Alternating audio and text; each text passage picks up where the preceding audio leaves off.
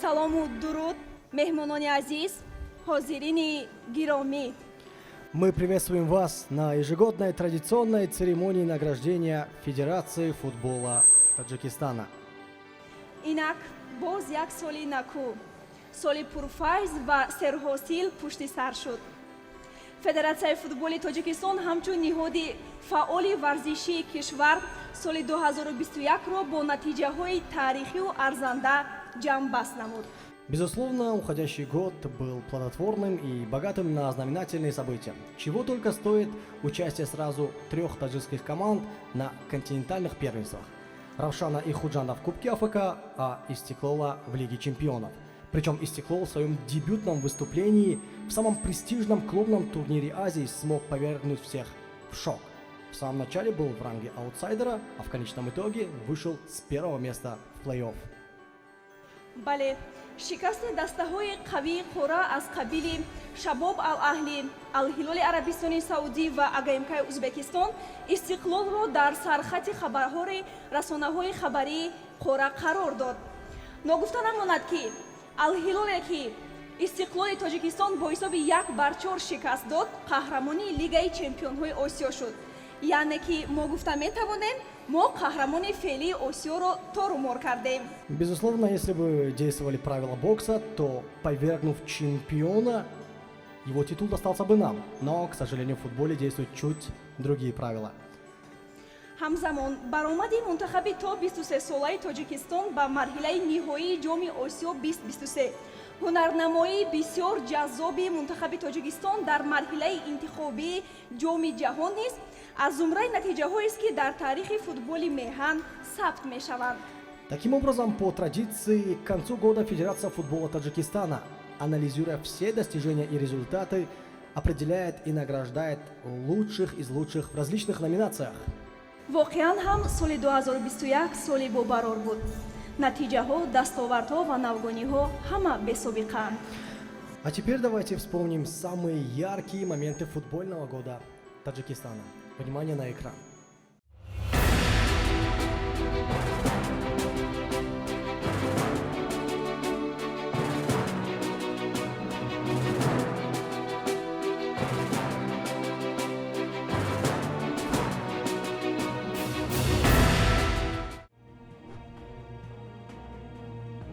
федератсияи футболи Тоҷикистон баҳри пешбурди соҳаи футбол ҳамчун ниҳоди ягонаи идоракунанда фаъолият намуда, дар татбиқи кулли барномаҳои рушди футбол дар ҷумҳурӣ саҳми бориз дорад. аз ҷониби давлату ҳукумати ҷумҳурии Тоҷикистон низ дар ин самт ғамхориҳои беназир зоҳир гардида, дар аксари манотиқи мамлакат варзишгоҳҳои муосир сохта ба истифода дода шуданд ва ин анъана то кунун идома дорад. соли 2021 фарогирии доираи васеи насли наврасу ҷавон ба омӯзиши нозукии футбол ба роҳ монда шуд ки ин дар ҷолиб гардидани дастоварду навгонӣ ва беҳтар шудани кори минбаъда дар соҳаи футбол замина гузошт. аввалин лоиҳаи футбол барои ҳама дар шаҳрҳои Душанбеу Кӯлов ва Хуҷанд миёни наврасони аз 7 то 11 сола амалӣ гашт. мусобиқаи анъанавии ҷоми Федератсияи футболи Тоҷикистон дар манотиқи кишвар дар ду марҳила бо ҷалби дастаҳои зиёд сурат гирифт ки бошгоҳи Истиқлол ғолиби мусобиқот шуд.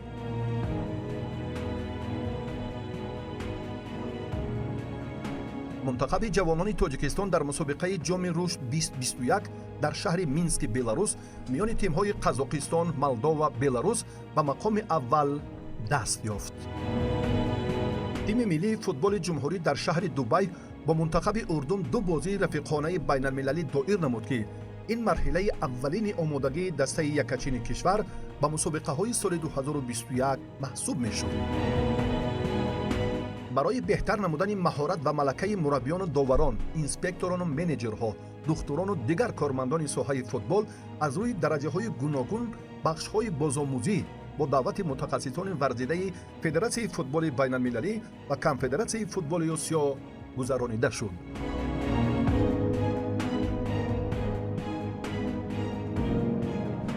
лоиҳаи футбол ба назди шумо меояд ҳамчун воситаи асосии ҳавасмандгардонӣ амалӣ мешавад. дар рӯзи таҷлили футболи бонувон ва иди модарон дар шаҳри бохтар фестивал ва дигар чорабиниҳои ҷумҳуриявӣ дар сатҳи баланд доир шуданд. мусобиқаи ҷоми лигаи футболи тоҷикистон дар истироҳатгоҳи баҳористон оғози марҳилаи тайёрӣ ба мавсими футбол буд, ки дастаҳои файзканд, равшан ва хатлон ба се зинаи аввали ифтихорӣ шарафёб гардиданд. марҳилаи дуюми мусобиқоти қаҳрамонии қатар 2022 барои тими миллии тоҷикистон имконияти олии роҳхат ба даври баъдии чемпионати ҷаҳон буд. миллипӯшони мо дар майдони худ мунтахаби муғулистонро бо ҳисоби 4-1 шикаст доданд. сипас дар осака бо тимҳои миллии ҷопону миянмар нерӯ санҷида, аз таносуб ва натиҷаи дигари гурӯҳ мунтахаби тоҷикистон ба даври охирини мусобиқот роҳ наёфт. дар ин сол мавсими нави футбол бо баргузории мусобиқаи суперҷоми тоҷикистон оғоз гардид. бошгоҳи истиқлол дар ин марҳила зафар ёфта, маротибаи даҳум барандаи ҷоми мазкур шуд.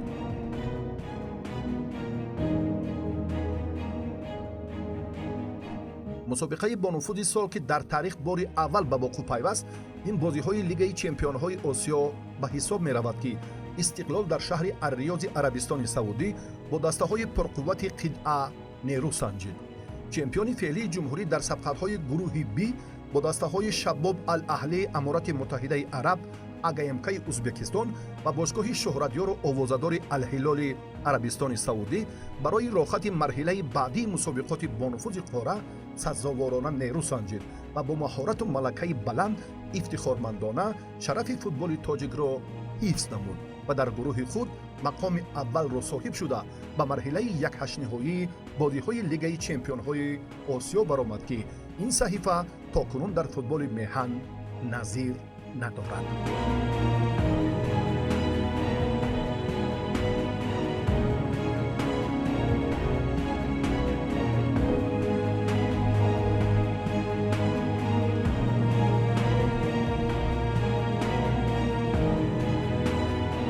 бозии якҳаштниҳоии мусобиқоте, ки дар тоҷикистон доир шуд, чемпиони бисёркаратаи мамлакат Истиқлол дастаи Персеполиси Эронро дар майдони худ истиқбол гирифт. рақобати таърихӣ дар ҳузури мухлисони сершумори футболи тоҷик боис шуд, ки бисёр хотироти негро барои насли имрӯзу ояндаи кишвар ба ёдгор гузошт. мусобиқоти лигаи якуми мамлакат бо иштироки 12 даста дар ду марҳила сурат гирифт, ки бошгоҳи регартадази шаҳри Турсунзода ба дарёфти мақоми аввал мушарраф шуд. дастаи навтаъсиси равшани ноҳияи Зафаробод соҳиби медалҳои нуқра гардид. бошгоҳи ҳосилоти ноҳияи Фархор сазовори ҷоизаҳои биринҷӣ шуд.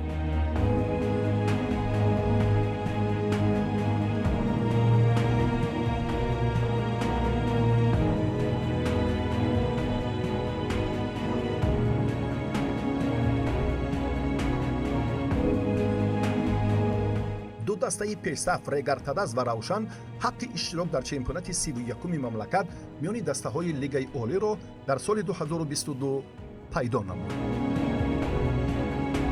дар ин давом бо ибтикори роҳбарияти Федератсияи футболи Тоҷикистон дар ноҳияи Кушониён майдончаи муосири варзишӣ қомат афрохт.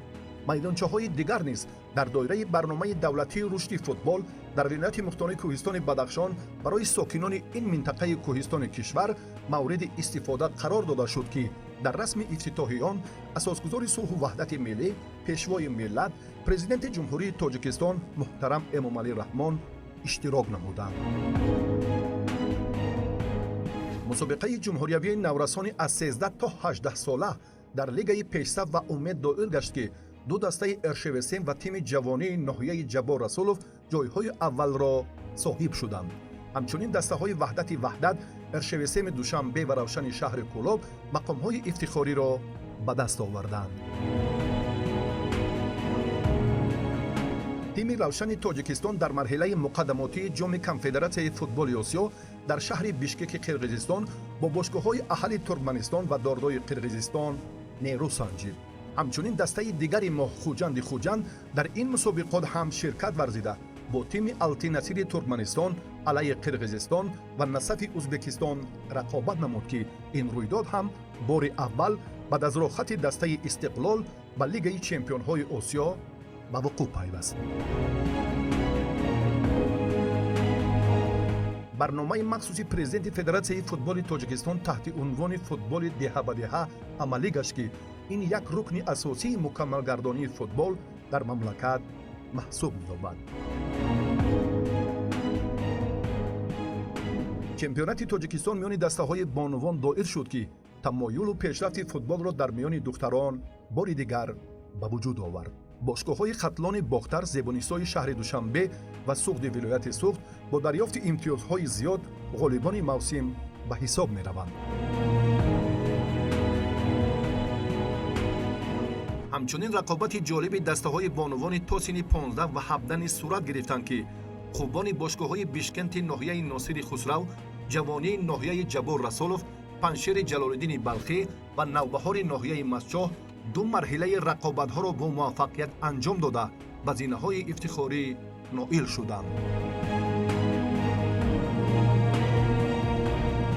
вохӯриҳои дӯстонаи байналмилалии мунтахаби футболи тоҷикистон дар шаҳри басра бо тими ироқ мусовӣ бидуни гол ва бо мунтахаби Таиланд дар шаҳри Дубаи Аморати Муттаҳидаи Араб бо натиҷаи 2-2 ба анҷом расиданд. чемпионати кишварҳои Осиёи марказӣ миёни бонувони то 20 сола бо ширкати дастаҳои Эрону Афғонистон, Узбекистону Тоҷикистон ва Қирғизистон дар шаҳри Душанбе доир гардид, ки он аз ҷониби намояндагони Конфедератсияи футболи Осиё баҳои муносиб гирифт.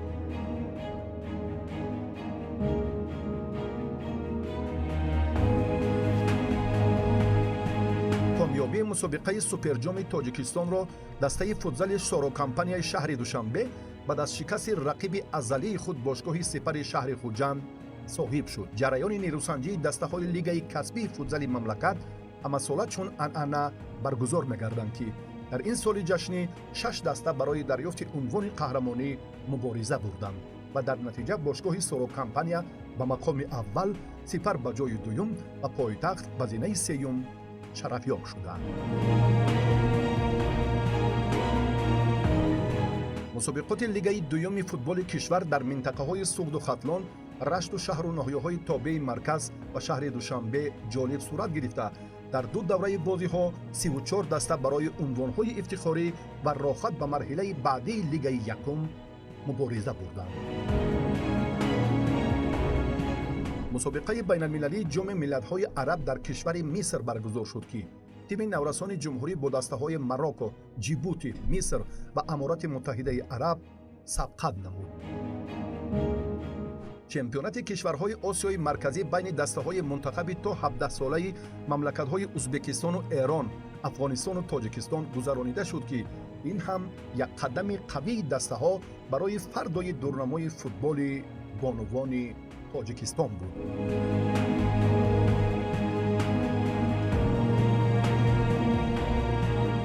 мусобиқаи байналмилалии футзал дар шаҳри Бангкоки Таиланд идомаи омодагии тими футзали Тоҷикистон ба мусобиқаҳои берун аз кишвар маҳсуб меёфт, ки даста бо мунтахабҳои Миср, Эрон, Литва ва Мозамбик бо озмоии сазовор анҷом дод. фестивали футбол миёни духтарон дар бархе аз ноҳияҳои вилояти Суғду Хатлон ва шаҳри Душанбе бо тантана доир карда шуд.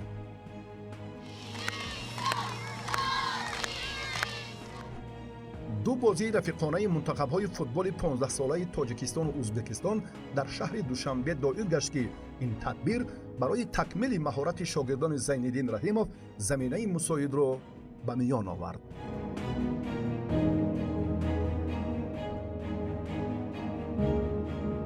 вохӯриҳои санҷишии тими то синни 23-солаи кишвар бо дастаи Баҳрайн дар шаҳри Манама бо натиҷаи мусовӣ хатм шуданд, ки ин як навъ марҳилаи омодагии мунтахаб ба мусобиқаҳои байналмилалӣ маҳсуб мешуд. марҳилаи муқаддамотии мусобиқаи ҷоми бонувони Осиё дар Тоҷикистон баргузор шуд, ки мунтахабҳои Тоҷикистон, Ветнам ва Малдив дар он иштирок намуданд. тими бонувони ҷумҳурӣ ба мақоми дуюми ифтихорӣ дар ин рақобатҳо сазовор гардид. дар соли 2021 Тоҷикистон ба макони баргузории мусобиқаҳои мухталифи байналмилалӣ табдил ёфт. тими то 23-солаи тоҷик дар шаҳри Дубай бо мунтахаби олимпии Ветнам вохӯрии дӯстона доир намуд.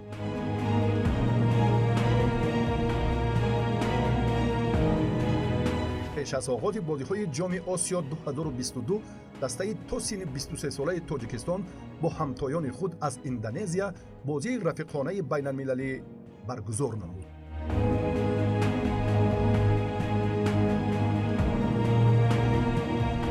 саҳифаи ҷолиби ин сол марҳилаи муқаддамотии ҷоми осиё 2022 дар тоҷикистон маҳсуб меёбад, ки футболбозони мамлакат дар рақобати аввал тими лублонро бо натиҷаи 1-0, баъдан непалро бо ҳисоби бузурги 6-0 шикаст доданд. новобаста аз натиҷаи сабқати охирин дар муқобили мунтахаби Эрон, ҷавонони тоҷик ба марҳилаи ниҳоии мусобиқоти ҷоми осиё бори аввал дар таърихи футболи кишвар роҳхат пайдо намуданд.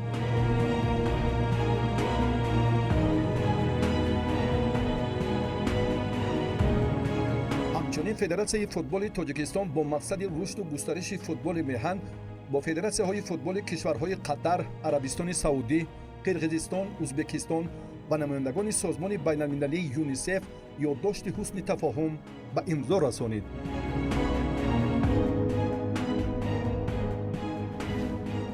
вохӯрии рафиқонаи байналмилалии мунтахабҳои миллии Қазоқистон ва Тоҷикистон дар шаҳри Нусултон ба вуқӯъ пайваст. дар мусобиқаи ассотсиатсияи футболи кишварҳои Осиёи Марказӣ, ки дар шаҳри Душанбе миёни наврасони то синни 15 баргузор гардид, Тоҷикистон ба гирифтани мақоми дуюм шарафёб шуд. дар сабқатҳои ҳайати ҷавонони дастаҳои Лигаи Олӣ, бошгоҳҳои Хурҷанд, Истиқлол ва Равшан се зинаи намоёнро ишғол намуданд.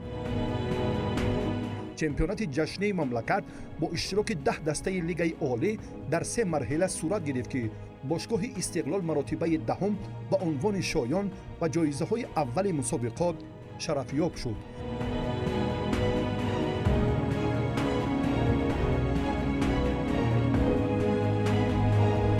дастаи Хурҷанди шаҳри Хурҷанд дар ин мавсим ҷоизадори медалҳои нуқра муаррифӣ гардид.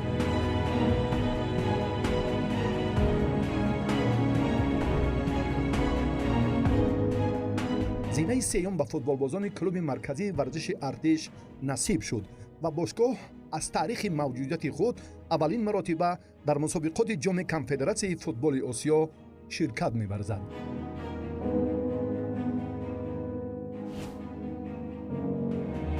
мусобиқаи ҷумҳуриявии ҷоизаи туби чармин миёни наврасони сину соли гуногун анъанавӣ буда, имсол низ шаҳомати хосаи худро пайдо кард.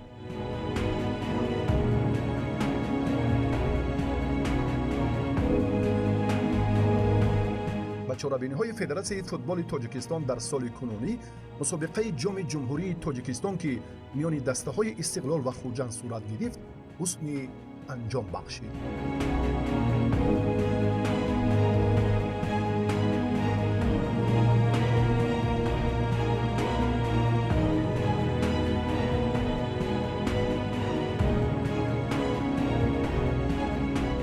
охирин чорабинӣ ҳам аз паёми шоёни соли накӯи анҷомёфта дарак медиҳад.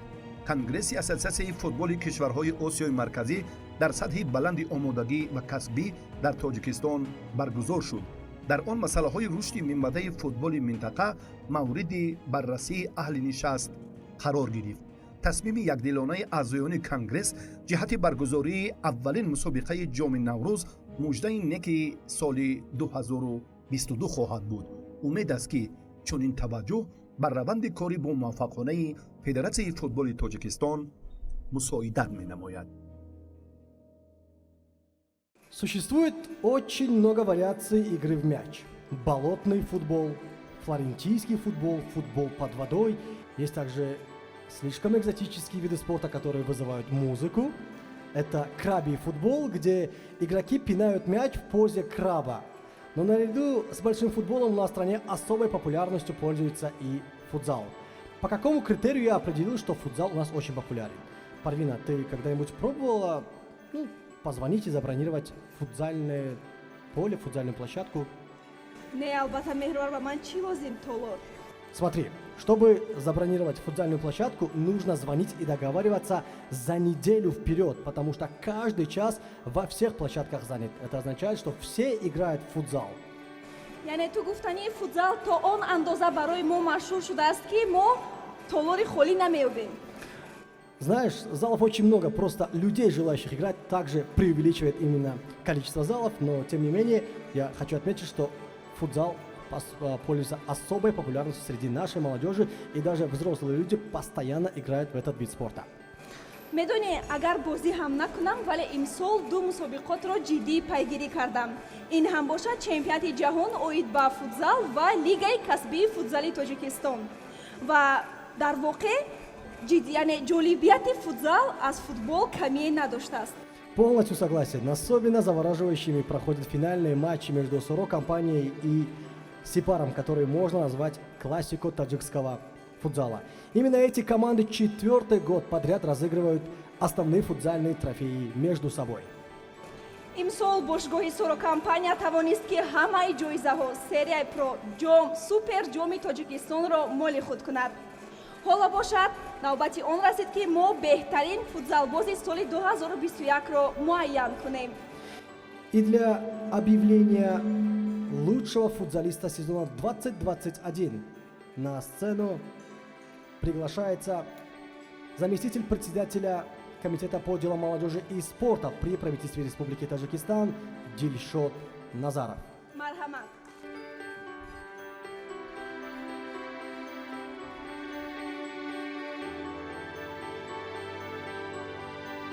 Файзали Сардоров.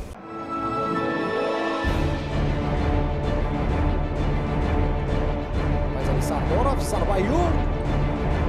иштибоҳи навбатӣ ва боз метавонад ки гол зарад бозингарони Соро. Дигар чӣ бояд гуфт? Ба Файзали Сардоров муаллифи хетрик дар ин дидор мегардад.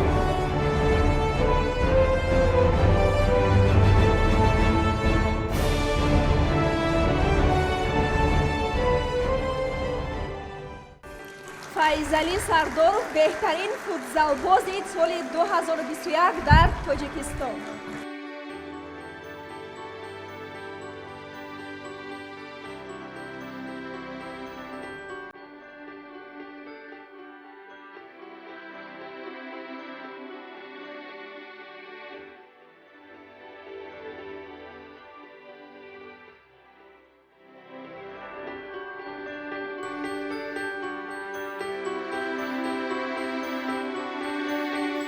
Файзали, куда пошел, не торопимся, можно занять центр.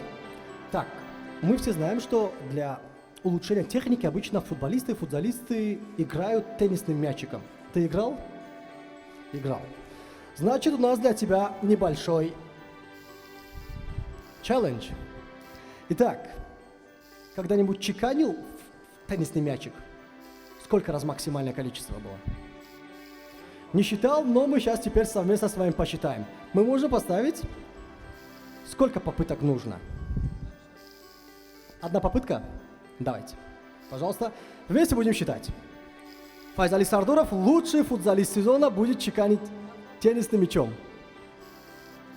Сколько попыток дадим? 3 попытки. Будем считать лучший результат. Поехали. Ваши аплодисменты, друзья, за первый раз. Да. 7 раз почеканил мячом. Вторая попытка. 5, 6, 7, 8, 9, 10, 11, 15. Третья попытка нужна. Поехали. Нет. Третья попытка неудачная, вторая попытка была лучшей. Файзали Сардоров действительно еще раз доказывает, что он умеет играть не только на футзальном поле, но и теннисным мячом. Бале.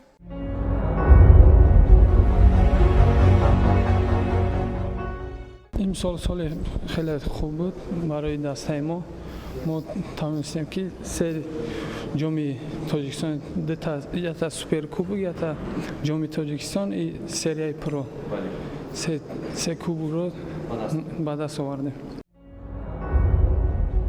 ояндаи футболи тоҷик албатта ки кӯдакону наврасонанд. аз ин хотир Федератсияи футболи Тоҷикистон ба ин қишри ҷомеа таваҷҷӯҳи махсус зоҳир мекунад. Кам нестанд ғунчаҳои навшукуфтаи футболи тоҷик, ки ҳамаро тасхир карданд. Обратив всего лишь один раз внимание на игру и результаты наших подростков и молодежи на различных международных соревнованиях, можно сделать вывод, что политика развития детско-юношеского футбола находится на правильном пути. бале, имсол Федератсияи футболи Тоҷикистон тасмим гирифт, ки ҷоизаи чеҳраи умедбахши солро ҷорӣ карда, сазовортаринро қадрдонӣ намояд. Эта номинация очень похожа на Golden Boy от FIFA, то есть мы награждаем золотого юношу Республики Таджикистан. барои муайян кардани чеҳраи умедбахши футболи тоҷик ба саҳна мураббии шоистаи иттиҳоди шӯравӣ собиқадори футбол Шариф Назаровро даъват мекунем. Встречаем Шарифа Назарова.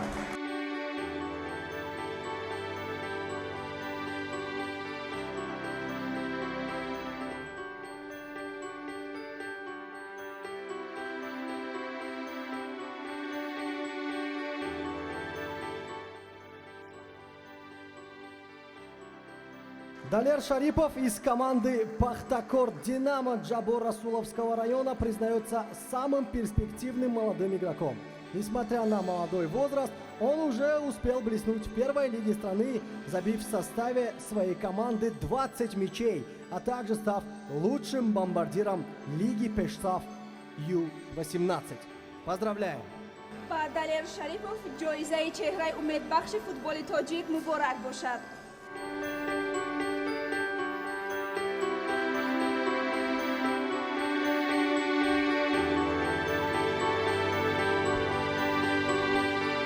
Дополнительная награда самому перспективному игроку сезона. тӯҳфаҳои хотиравӣ аз номи Шариф Назаров. Это особая честь, когда тебя награждает сам Шариф Назаров.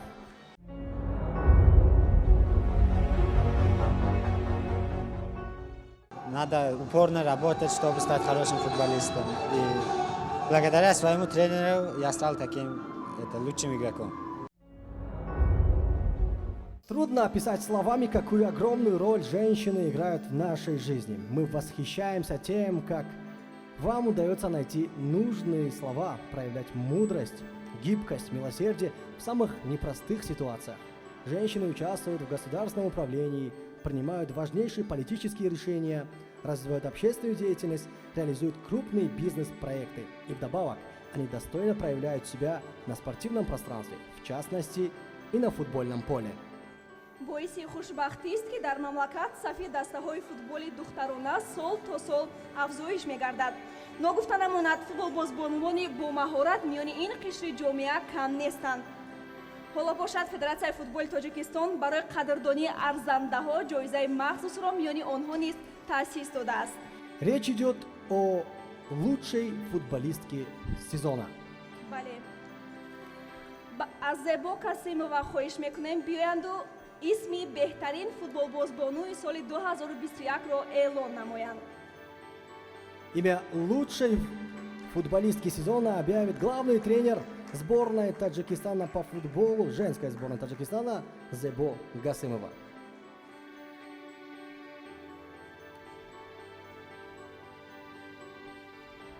кист беҳтарин футболбозбону дар соли 2021? Итак, барабанная дробь. Лайло Халимова, муборак бошад. Лайло Алимова признается лучшей футболисткой сезона. Для Лайло этот сезон был очень продуктивным. С 67 забитыми мячами она стала лучшим снайпером женской лиги Таджикистана. В составе Хатлона стала обладательницей золотых медалей турнира, а также ярко выступила в составе женской сборной страны на отборе Кубка Азии. Поздравляем!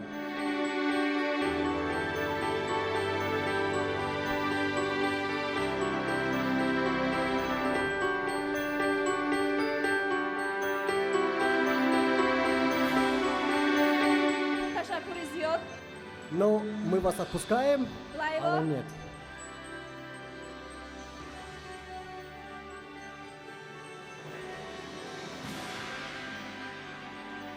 мо туро ҳоло ҷавоб намедиҳем. аксар вақт мо туро дар майдони футбол мебинем, бисёр маҳорати баланди туро шоҳидем. Ҳамакнун мехоҳем ҳозир дар назди меҳмонон бо туби теннис як-ду гӯем туббозиҳои беҳтарини худро нишон дед. Оё метавонед? Но из-за того, что это девушка, мы предоставим ей возможность. Теннисный мяч или же футбольный мяч? Какой более удобный? Футбольный мяч. Давай, Парвина, предоставим без проблем. Футбольный мяч.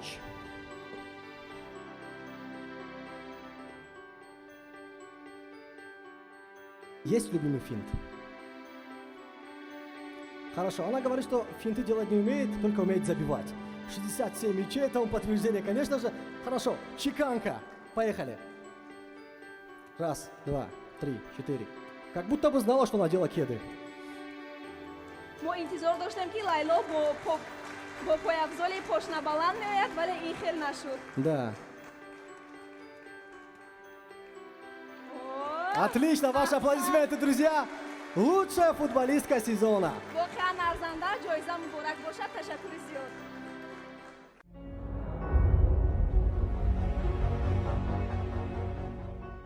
аввалан ба тренерам ва ба дастам ва ба Федератсияи футболи ҷумҳурии Тоҷикистон баён менамоям, ки маро бо чунин ҷоиза қадрдонӣ кардааст.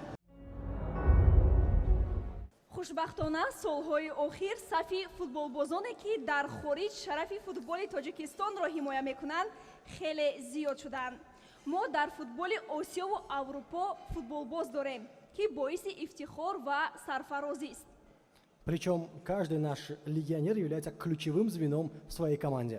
бале ҳамакнун фурсати он расид ки беҳтарин бозигари тоҷикро дар хориҷи кишвар муайян кунем. И важно отметить, что эта номинация имеет отличительную особенность от предыдущих, так как имеет 3 претендентов на одно звание. Давайте узнаем их имена. Внимание на экран.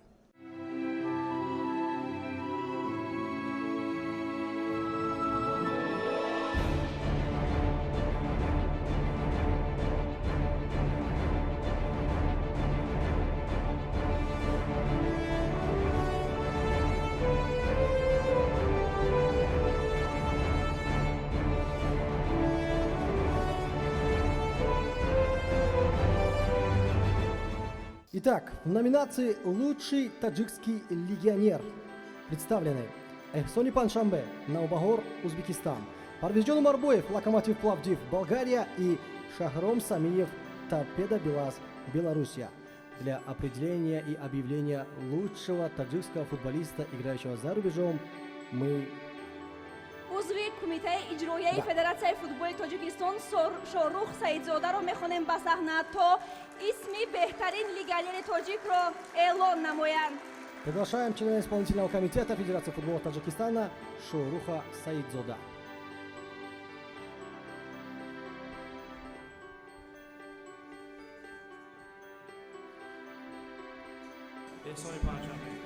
эҳсони паншанбе футболбози маъшҳуру маъруфи кишвар, сарвони мунтахаби ҷавонони Тоҷикистон дар мавсими сипаришудаи Суперлигаи Узбекистон дар ҳайати Навбаҳор 3 гол ба самар расонида муаллифи 2 партофти головар шудааст. ҳамчунин яке аз бозигарони гаронарзиштарини Суперлигаи Узбекистон ба ҳисоб меравад.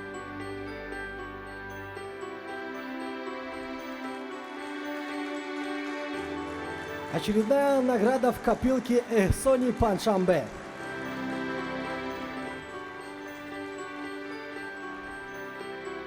ташаккури зиёд, ҷоиза муборак бошад. мо шуморо ҳоло ҷавоб намедиҳем. Да. барои шумо як имтиҳони нав. шумо бо туб бисёр олиҷаноб бозӣ мекунед. ҳамакнун мо мехоҳем ки ту бо туби регби бозӣ кунед.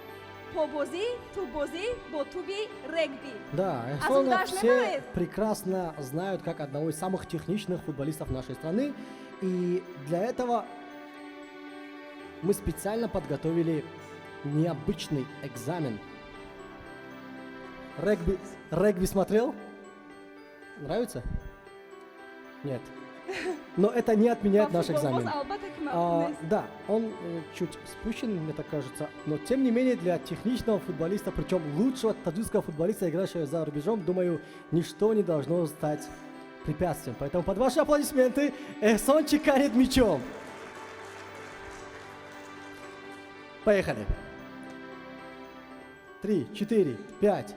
5! Достаточно, это отлично, отличный результат. Эхсон, еще раз поздравляем вас с Саша, этой аплодисменты. номинацией, с этой наградой. И желаем Эхсону еще больших успехов в следующих сезонах. Насколько мы слышали, Эхсон, правда или нет? Эхсон, вы можете просто показать, да или нет, что клубы из других лиг, в частности из Греции и Турции, предлагают вам отличные контракты. Есть такое? Да, есть такое, значит уже... Да, европейские клубы уже приглядывают за нашими футболистами. Это говорит о развитии и продвижении таджикского футбола.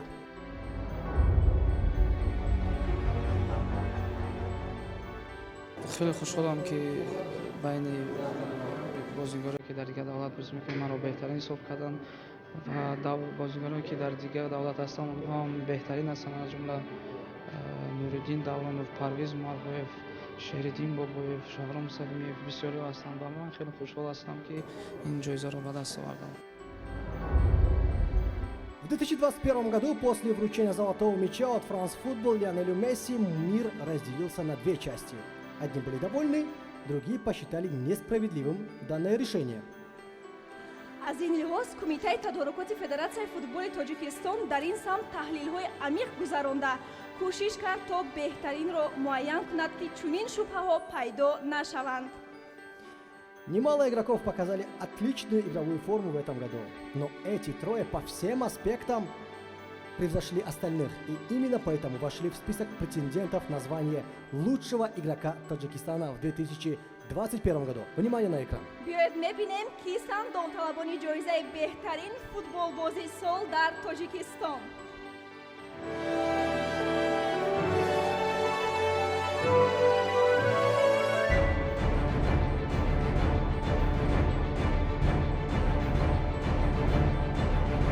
قوی‌تر زدن فن‌ها با این سمت خیلی توجه کرد و نهایتاً هم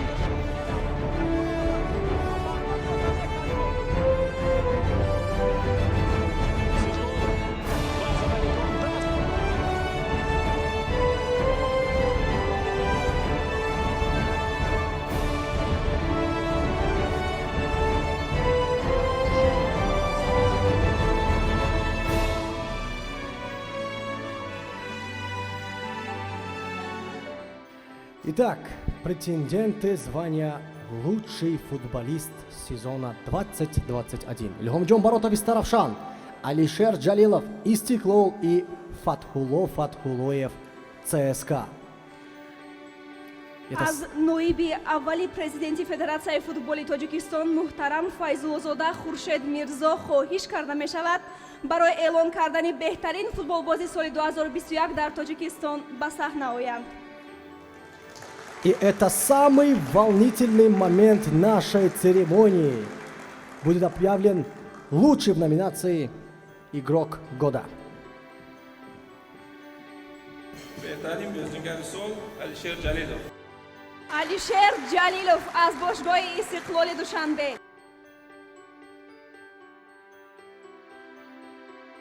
Поздравляю.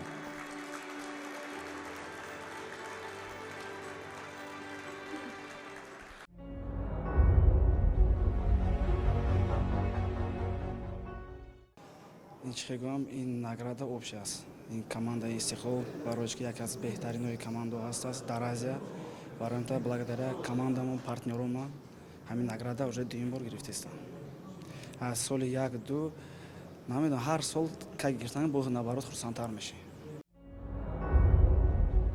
Мы приглашаем всех победителей номинаций на сцену для памятной фотографии. И это уже добрая традиция Федерации футбола Таджикистана, когда уже ближе к концу церемонии мы фотографируемся, чтобы каждый год смотреть на лучших и восхищаться, какую же они игру показывали. Действительно, они достойны этого, чтобы раз за разом смотреть их игру и восхищаться прекрасным владением мячом, невероятными забитыми мячами, а также радостью после каждого гола. Приглашаем вас. шумо чеҳраҳои дурахшони футболи тоҷикед. ҷоизаҳо муборак бошанд.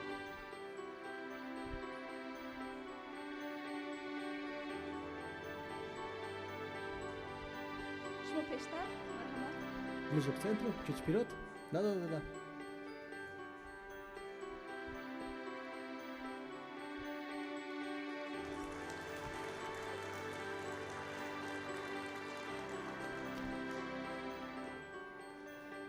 На этом официальная часть церемонии награждения Федерации футбола Таджикистана подходит к концу. Пусть новый 2022 год принесет в дом каждого только счастье, тепло, уют и радость. бигзор футболи тоҷик боз ҳам дурахшон гардаду ҷаҳонро тасхир кунад. Мы с вами прощаемся ровно на 1 год. ба мардуми тоҷикистон ва футболи тоҷик соли хубу бо барорро таманно дорем.